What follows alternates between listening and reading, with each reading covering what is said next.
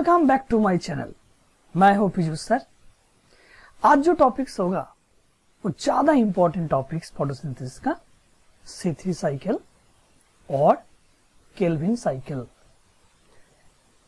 I promise to you your concept will clear. Let start the class. देखो, C3 cycle का जो name होता है केल्विन। ये जो साइकिल है इसका केल्विन बेंसन साइकिल बोला जाता है। एक्चुअली CO2 फिक्सेशन जो प्रोसेस होता है प्लांट्स में, वो 3 टाइप्स का प्रोसेस है। आज जो प्रोसेस होगा C3 साइकिल। इसका दूसरा जो नेम होता है केल्विन बेंसन साइकिल है। इसमें जो डेफिनेशन है देखो, C3 cycle is defined as a set of chemical reaction. इसमें थोड़ा सा सेट ऑफ केमिकल रिएक्शन होता है। पहला जो रिएक्शन होता है वो कार्बोक्सिलेशन का फेज है। कार्बोक्सिलेशन जो प्रोसेस होता है वो पहला प्रोसेस है, वो होगा। उसी के बाद दूसरा जो स्टेप होता है, देखो, a set of chemical reaction perform by the plants to reduce the carbon dioxide and other compound into glucose. इसमें ग्लूकोज बन जाएगा बट थोड़ा सा स्टेप लगेगा। कितना स्टेप है इसमें? जो 4th step, important 4th step है। पहला जो स्टेप है कार्बोक्सिलेशन है, ये समझ में आना चाहिए। दूसरा जो स्टेप्स है वो रिडक्शन प्रोसेस है, वो रिडक्शन का प्रोसेस होता है। तीसरा जो प्रोसेस होता है इसका एक्चुअली देखो, रिडक्शन जो प्रोसेस होता है वो तो रिडक्शन में ही होगा। तो देखो, रीजेनरेशन का एक प्रोसेस होता है। रीजेनरेशन का जेनरेशन में एक प्रोसेस होता है। एंड द फोर्थ जो प्रोसेस होगा, इसका फॉर्मेशन ऑफ RUBP वो बन जाएगा। पहला कार्बोक्सिलेशन का फेज है, दूसरा रिडक्शन प्रोसेस है, तीसरा रीजेनरेशन है, एंड पहला 4 जो फॉर्मेशन RUBP में हो जाएगा। तो इसमें देखो, पहला जो स्टेप्स है आज पूरा क्लियर हो जाएगा। ध्यान से देखो, ये ज्यादा इंपॉर्टेंट है एग्जाम का। ज्यादा क्वेश्चन इसमें आएगा। जो कॉम्पिटिटिव एग्जाम होता है एंट्रेंस में, पूरा कॉमन इसमें आ जाएगा। जो क्वेश्चन आएगा आज ध्यान से देखो। पहला जो प्रोसेस होता है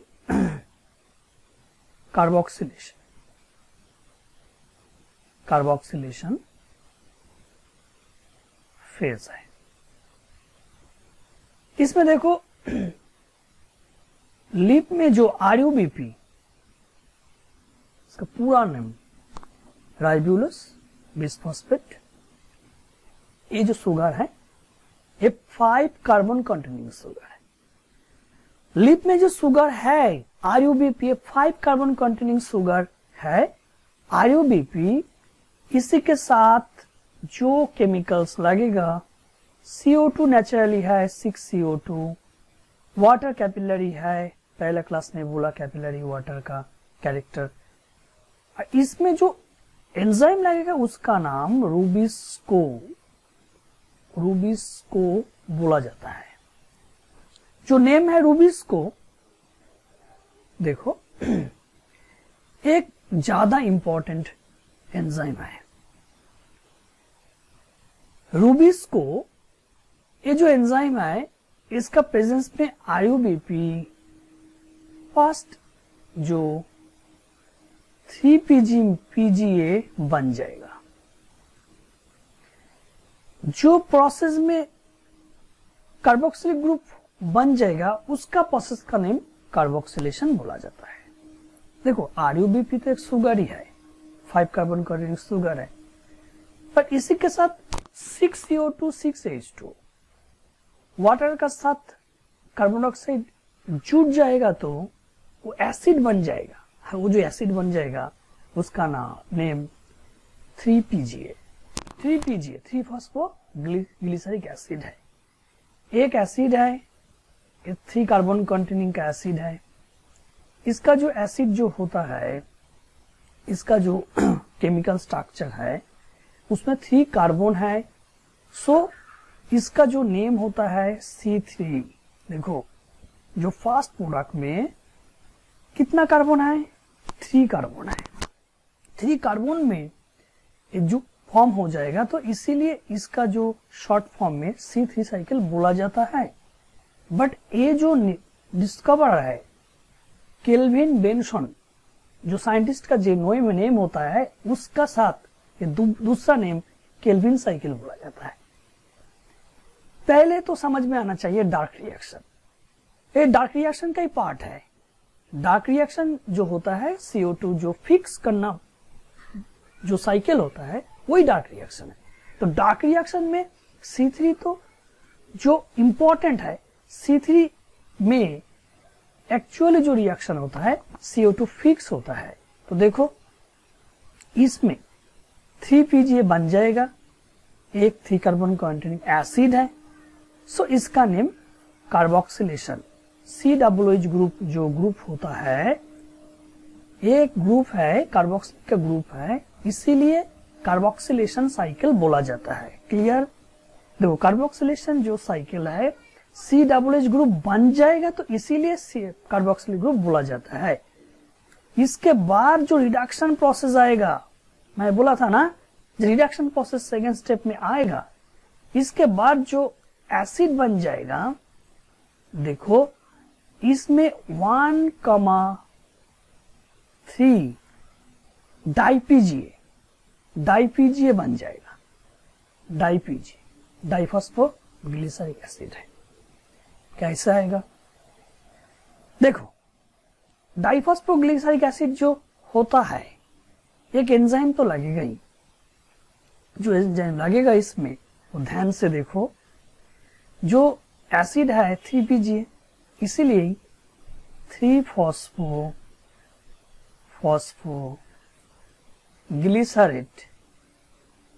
ग्लिसरेट काइनेज ये एंजाइम लगेगा। देखो काइनेज जो एंजाइम है इसी के साथ एटीपी जो रिलेशन होता है, इसमें एटीपी डिसोसिएट होगा तो एनर्जी रिलीज हो जाएगा, एटीपी बन जाएगा तो एनर्जी फॉर्म हो जाएगा। बट 3PGA से 3 डाईपीजीए बन जाएगा, बट एक एटीपी लगेगा डिसोसिएट। तो जो एटीपी इसमें लगेगा तो वो जो एटीपी है वो एडीपी प्लस पीआई बन जाएगा। ठीक है, बट कितना नंबर CO2 है? 6 मॉलिक्यूल। इसमें देखो कितना नंबर 3PGA बन जाएगा? 12 मॉलिक्यूल बन जाएगा। मॉलिक्यूल लेवल में देखो 6CO2 प्लस 6H2O।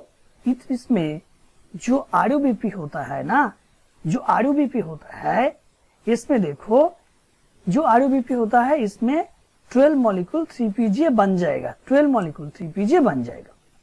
तो 12 मॉलिक्यूल जो 3PGA बन जाएगा इसमें कितना एटीपी लगेगा? 12 मॉलिक्यूल एटीपी लगेगा। एक मॉलिक्यूल का साथ एक एटीपी लगेगा, 12 मॉलिक्यूल का साथ 12 एटीपी लगेगा। ठीक है, तो इसी में देखो इसमें जो 1,3 डाईपीजीए बन जाएगा, इसमें जो प्रोडक्ट होता है वो 12 मॉलिक्यूल ही होगा। मॉलिक्यूल तो समझ में आना चाहिए। 12 मॉलिक्यूल जो प्रोडक्ट होगा उसी के साथ 12 मॉलिक्यूल एटीपी लगेगा। जो एंजाइम लगेगा 3-फॉस्फोग्लिसराइड काइनेज का जो फंक्शन होता है, एटीपी डिसोसिएट होगा तो एनर्जी रिलीज होगा, उसके साथ जो एसिड होता है वो दोबारा 20 फॉस्फेट बन जाएगा। पहला कितना है? 3-फॉस्फो देखो ध्यान से देखो, पहला कितना है 3 फॉस्फो, 1 फॉस्फोरस है कार्बन में, अभी कितना हो गया 20 फॉस्फेट हो गया। तो इसीलिए एडीपी प्लस पीआई, जो पीआई बन जाएगा, वो जो पीआई बन जाएगा वो 3पीजी के साथ ऐड हो जाएगा, उसके बाद 1,3 डाईपीजीए बन जाएगा। इसके बाद देखो जो रिडक्शन का जो प्रोसेस होता है वो फाइनली इसमें 3PgALD, ये जो एल्डिहाइड है ये बन जाएगा, बट कैसे होगा ये समझ में आना चाहिए। ठीक है, इसमें एसिड से एल्डिहाइड बनाना चाहिए। एसिड में एल्डिहाइड जो स्टेप है, इसमें जो एंजाइम लगेगा वो इंपॉर्टेंट एंजाइम होता है 3-फॉस्फोग्लिसरॉल्डिहाइड। देखो इसमें जो एंजाइम लगेगा 3-फॉस्फोग्लिसरॉल्डिहाइड डिहाइड्रोजिनेज।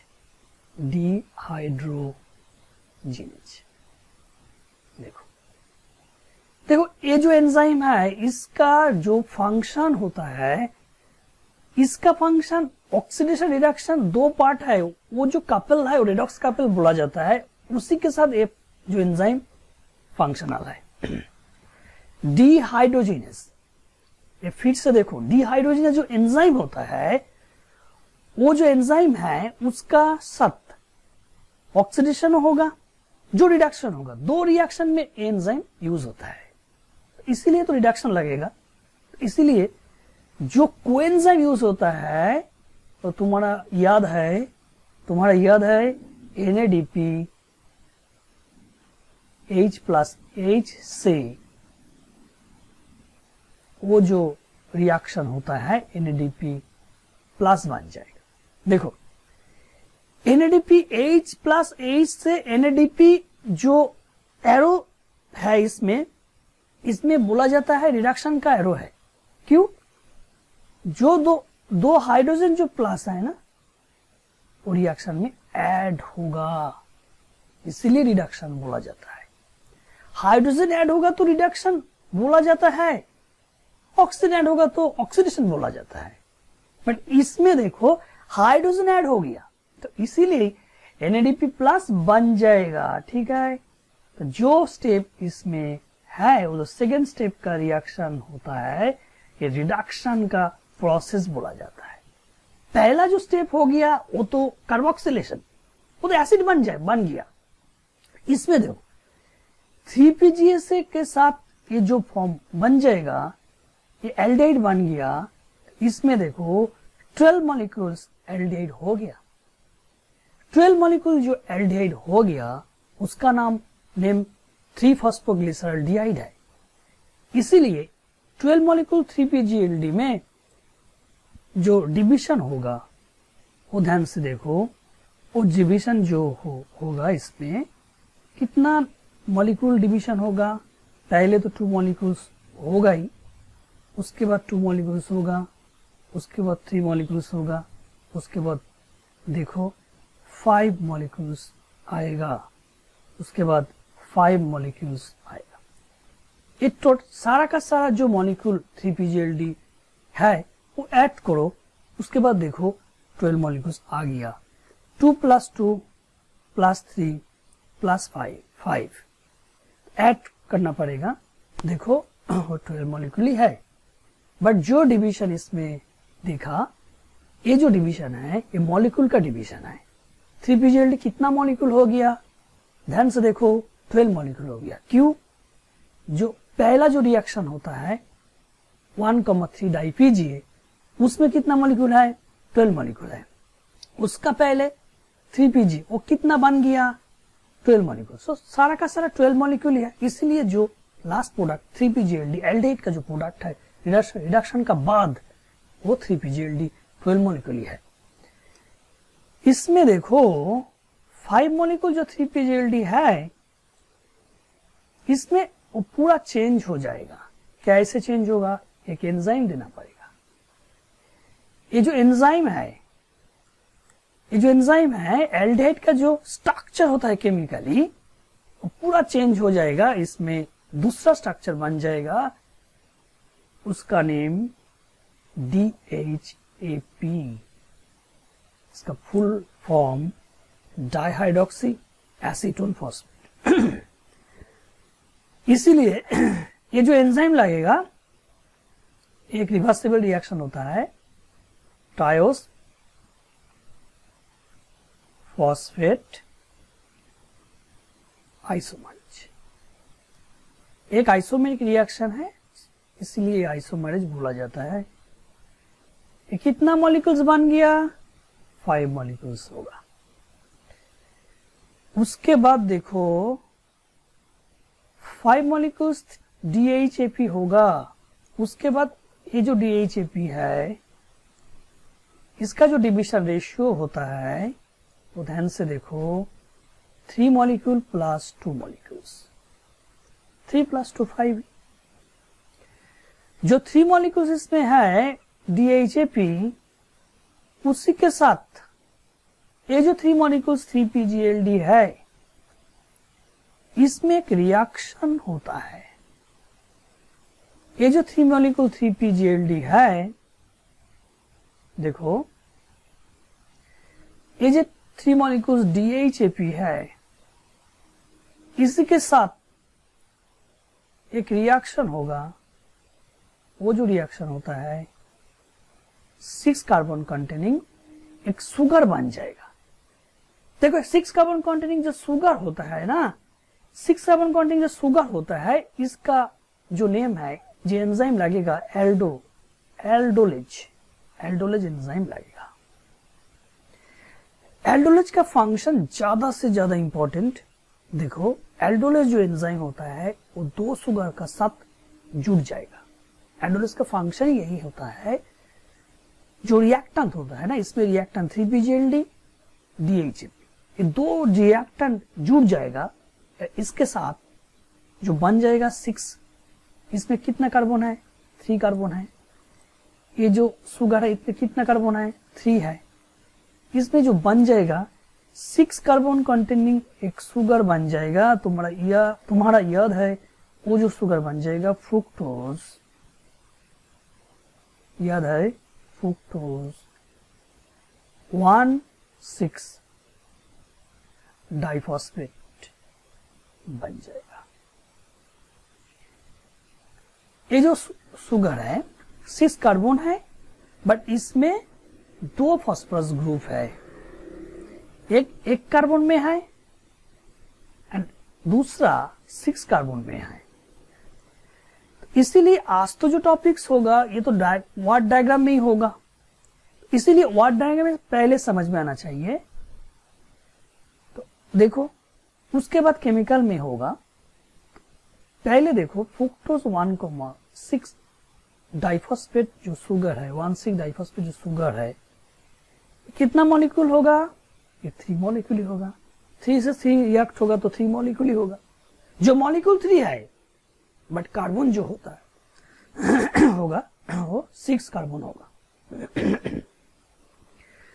देखो इसके बाद फ्रुक्टोज 1,6 बिसफॉस्फेट का बाद जो आएगा, इसमें वाटर देना पड़ेगा, एक मॉलिक्यूल। एक आइसोमरेज एंजाइम है, जो एंजाइम फॉस्फेटेज जो एंजाइम होता है, इसमें फॉस्फेटेज एंजाइम देना पड़ेगा। फॉस्फेटेज, इसका फुल फॉर्म फ्रुक्टोज 1,6 बिसफॉस्फेटेज, ठीक है। तो इसमें देखो फ्रुक्टोज जो एंजाइम 1,6 बिसफॉस्फेटेज फॉस्फेटेज एंजाइम है, ये देना पड़ेगा। इसी के साथ एक फॉस्फोरस ग्रुप निकल जाएगा, ठीक है, एक फॉस्फोरस ग्रुप निकल जाएगा, वो बन जाएगा फ्रुक्टोज 6P पहले ही बोला, ये जो साइकिल होता है C3 साइकिल, इसमें एक प्रोडक्ट सिंथेसिस होगा। प्रोडक्ट सिंथेसिस जो होता है, शुगर प्रोडक्ट इसमें बन जाएगा। कार्बन डाइऑक्साइड फिक्सेशन में जो लास्ट प्रोडक्ट आएगा वो तो सुक्रोज ही होगा। देखो कितना मॉलिक्यूल सुक्रोज होगा, 3 मॉलिक्यूल सुक्रोज होगा, बट इसमें 2 मॉलिक्यूल रिएक्शन में फिर से यूज होता है। 1 मॉलिक्यूल फ्रुक्टोज डिपॉजिट होता है। 3 मॉलिक्यूल में 2 मॉलिक्यूल फिर से यूज हो जाएगा। इसमें जो 1 मॉलिक्यूल है ये बोला जाता है प्रोडक्ट सिंथेसिस। ये प्लांट का साथ डिपॉजिट होगा। प्रोडक्ट सिंथेसिस है, ये जो फेज है प्रोडक्ट सिंथेसिस का फेज है। 1 मॉलिक्यूल तो लगेगा ही। प्लांट का जो प्रोडक्ट है, total product 3 molecule, but 2 molecule फिर से यूज होता है, 1 मॉलिक्यूल डिपॉजिट होता है प्लांट का। तो ये जो 1 मॉलिक्यूल है इसका नेम प्रोडक्ट सिंथेसिस फेज है। तो इसका जो नेम होता है प्रोडक्ट सिंथेसिस। ये जो 1 मॉलिक्यूल है प्लांट का डिपॉजिट होगा, ये नहीं यूज होगा, ठीक है। तो ये अलग पार्ट है। इसमें एक बॉक्स, ये प्लांट का डिपोजिशन है, प्लांट का सेल प्रोडक्ट है, प्लांट का साथ रहेगा। इसके बाद 2 मॉलिक्यूल जो प्रोडक्ट है, 2 मॉलिक्यूल जो फ्रुक्टोज है, उसके साथ फिर से साइकिल देखो। ये जो 2 मॉलिक्यूल्स है, ये जो 2 मॉलिक्यूल्स है 3PGLD, इसी के साथ फिर से ये 2 मॉलिक्यूल का रिएक्शन होगा। टोटल साइकिल ध्यान से देखो, जो जो मॉलिक्यूल्स रेशियो होता है पूरा यूज होगा। ये जो 2 मॉलिक्यूल्स इसमें है, ये तो 3PGLD होगा, इसमें वो है, इसमें वो है। बट ये जो 2 मॉलिक्यूल्स 3PGLD है, इसी के साथ ये जो 2 मॉलिक्यूल्स फ्रुक्टोज 6P है, फ्रुक्टोज 6P है, तो देखो 6 कार्बन कंटेनिंग शुगर का साथ 3 carbon containing sugar 3PGLD aldehyde add हो जाएगा। तो 6 + 3 कितना होगा, 9 होगा।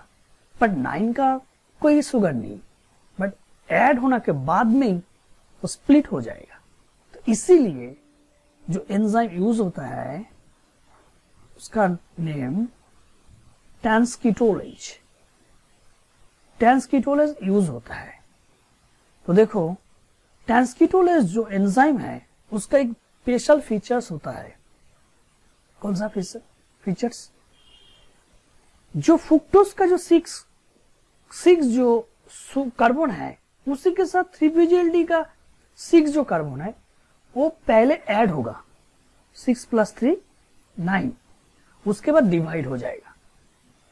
कितना रेशियो में डिवाइड होगा वो देखो बोर्ड में। जो डिवाइड होगा इसमें 2 पार्ट अलग हुआ है। एक 4 कार्बन कंटेनिंग शुगर बन जाएगा, एक 5 कार्बन कंटेनिंग शुगर बन जाएगा। फिर से देखो, जो फ्रुक्टोज है इसमें जो फ्रुक्टोज है कितना नंबर शुगर है, 6 कार्बन कंटेनिंग।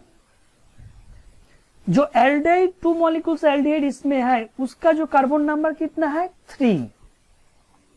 तो 6 + 3 कितना है, 9। तो 9 तो होगा ही, बट डिवाइड तो होना चाहिए। वो तो वो जो एंजाइम ट्रांसकीटोलेज है ना, तो इसीलिए डिवाइड तो होगा ही। इसीलिए वो डिवाइड में कितना आएगा, 5 + 4 आएगा। जो 5 है इसका जो नेम होगा देखो जाइलुलोज, जाइलुलोज 5p, जो 4 होगा इसका जो नेम होगा एरिथ्रोज 4p। देखो दो शुगर में फॉस्फोरस ग्रुप है, एरिथ्रोज में 4 कार्बन में 4 पोजीशन में होगा, जाइलुलोज जो शुगर है इसमें 5 पोजीशन में फॉस्फोरस होगा। ये कितना मॉलिक्यूल्स होगा? ऑब्वियसली 2 मॉलिक्यूल्स ही प्रोडक्ट होगा, 2 से 2 ही होगा। ये कितना मॉलिक्यूल है? 2 मॉलिक्यूल ही है। देखो इसमें जो एरिथ्रोज 4p बन जाएगा, इसी के साथ ये जो 2 है इसका रिएक्शन होगा। ये जो 2 कौन सा है? DHAP रिमेनिंग है ना। DHAP का जो फुल फॉर्म होता है डाई हाइड्रोक्सी एसिटोन फॉस्फेट, ये 3 carbon containing sugar but 2 molecule है।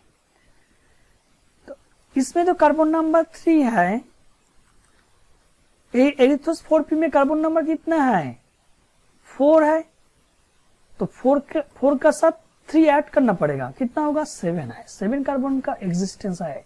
7 जो कार्बन होता है, सेडोहेप्टुलोज एक शुगर होता है, उसी का 7 कार्बन है। इसीलिए एरिथ्रोज 4p DHAP के साथ जुड़ जाएगा और जो स्ट्रक्चर बन जाएगा 7 कार्बन कंटेनिंग शुगर बन जाएगा। ये जो शुगर है ज्यादा कार्बन नंबर में ही होगा, तो पूरा ऐड होना चाहिए ना, पूरा ऐड होगा तो एल्डोज लगेगा। ठीक है, पूरा ऐड होगा तो एल्डोलेज देना पड़ेगा। एल्डोलेज जो एंजाइम है, जो एल्डोलेज होता है ना, उसका जो फंक्शन होता है पूरा ऐड हो जाएगा। जो 2 रिएक्टेंट है पूरा ऐड हो जाएगा और प्रोडक्ट बन जाएगा। तो इसमें जो रिएक्टेंट है एरिथ्रोज 4p DHAP वो पूरा जुड़ जाएगा, उसी के बाद बन जाएगा सेडोहेप्टुलोज 1,7 बिसफॉस्फेट। देखो सेडोहेप्टुलोज जो शुगर होता है, सेडोहेप्टुलोज 1,7 बिसफॉस्फेट, ये बन जाएगा। ये जो शुगर है 7 कार्बन कंटेनिंग शुगर है। इसके बाद तुम्हारा याद है जो एंजाइम इसमें देना पड़ेगा, ये जो शुगर 2 पोजीशन है, 1,7 का जो पोजीशन है, 1 पोजीशन में एक फॉस्फोरस निकल जाएगा। तो जो फॉस्फोरस निकल जाएगा उसमें कि कौन सा एंजाइम यूज होगा? इसमें जो एंजाइम यूज होगा, जो देना पड़ेगा, वाटर तो देना ही पड़ेगा। जो एंजाइम होता है सेडोहेप्टुलोज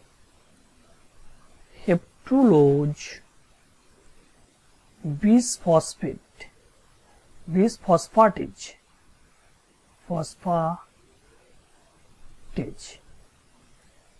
इसमें 1,7 देना पड़ेगा। तो जो एंजाइम बिसफॉस्फेटेज जो एंजाइम होता है उसका साथ वाटर देना पड़ेगा। एक फॉस्फोरस ग्रुप इसमें निकल जाएगा, जो फॉस्फोरस ग्रुप निकल जाएगा वो पहला 1 पोजीशन में निकल जाएगा, इसीलिए जो प्रोडक्ट बन जाएगा सेडोहेप्टुलोज 7p बन जाएगा, 7p बन जाएगा। देखो ये कितना मॉलिक्यूल है? 2 का साथ रिएक्शन हो गया ना, इसीलिए ये जो मॉलिक्यूल 2 ही हुआ, 2 मॉलिक्यूल होगा। सारा का सारा रिएक्शन देखो कितना मॉलिक्यूल रिमेनिंग है, और पूरा जो रिएक्शन में ये 2 मॉलिक्यूल रिमेनिंग है और सारा जो मॉलिक्यूल है वो यूज हो गया।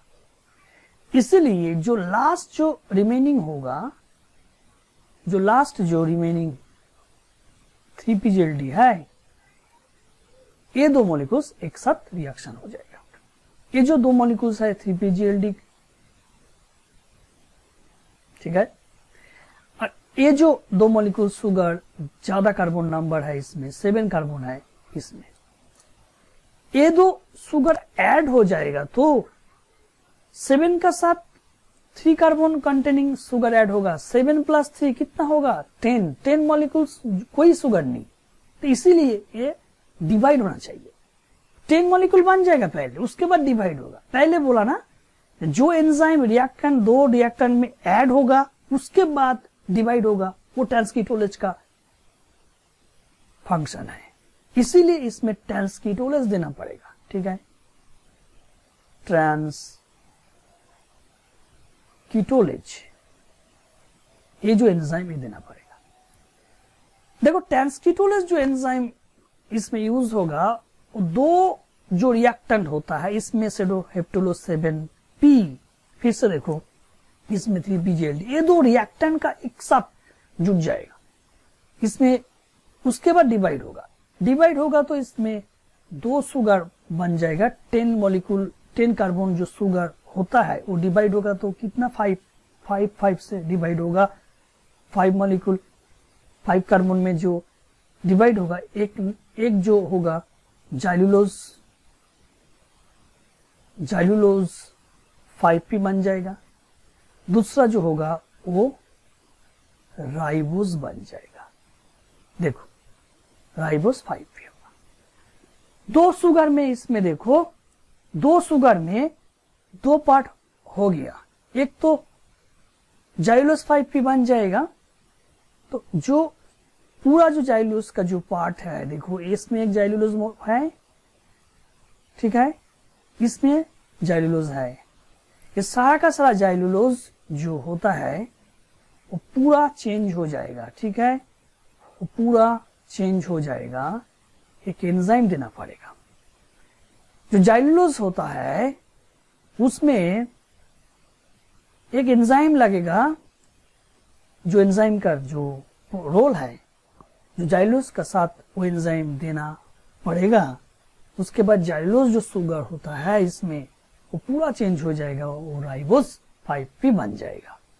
तो देखो इसमें तो राइबोज बन गई है, जो 5 कार्बन कंटेनिंग जो राइबोज है वो तो बन गया। उसके बाद जो जाइलुलोज होता है उसका चेंज हो जाएगा, तो उसका जो टोटल अमाउंट है, इसमें देखो 3 मॉलिक्यूल्स अमाउंट है, 2 मॉलिक्यूल्स अमाउंट है, इसमें देखो 2 मॉलिक्यूल्स अमाउंट है।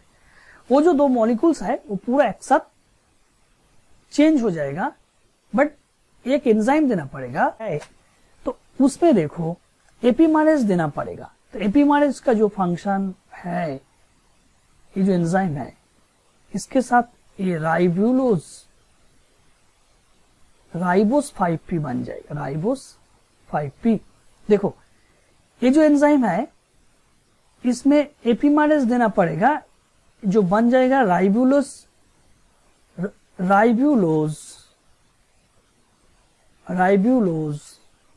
5p बन जाएगा।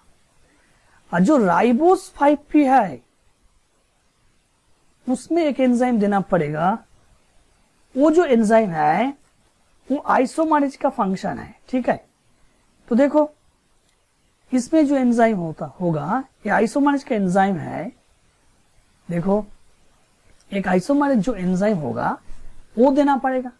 तो देखो आइसोमरेज का जो फंक्शन होता है, इसमें देखो आइसोमरेज जो एंजाइम होता है, आइसोमरेज का जो फंक्शन होता है तुम्हारा याद है, आइसोमरेज का जो पार्ट है, तो उसी के साथ जो आइसोमेरिक चेंज होगा, तो राइबोज का जो स्ट्रक्चर होता है वो पूरा आइसोमेरिक चेंज हो जाएगा। आइसोमरेज देना पड़ेगा, इसमें देना पड़ेगा आइसोमरेज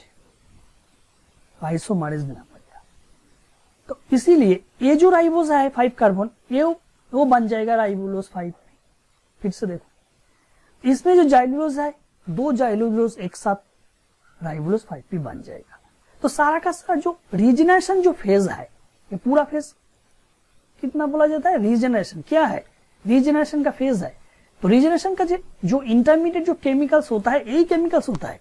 तो इसी में राइबोलोज 5p ऑलरेडी बन चुका है। तो उसके बाद देखो, इसके बाद राइबोलोज 5p जो होता है, फाइनली देखो इसमें राइबोलोज 5P में जो पूरा चेंज हो जाएगा, इसके बाद देखो राइबोलोज 5P में फिर से इसमें आना पड़ेगा। जो C3 साइकिल होता है वो तो साइकिलिक ही होगा ना, तो जो पहला जो केमिकल है RUBP उसमें आना पड़ेगा। इसीलिए इसमें जो एंजाइम यूज होता है राइबोलोज 1,5, देखो जो बन जाएगा इसमें राइबोलोज 1,5 बिसफॉस्फेट, इसमें जो एंजाइम यूज होता है फॉस्फोरी बुलोकाइनेज। ये जो एंजाइम होता है ये क्या है, फॉस्फोरिबुलोकाइनेज है। इसमें फिर से एक ATP डिसोसिएट होगा, बन जाएगा ADP प्लस PI। उसके बाद ये जो PI राइबोलोज का साथ ऐड होगा।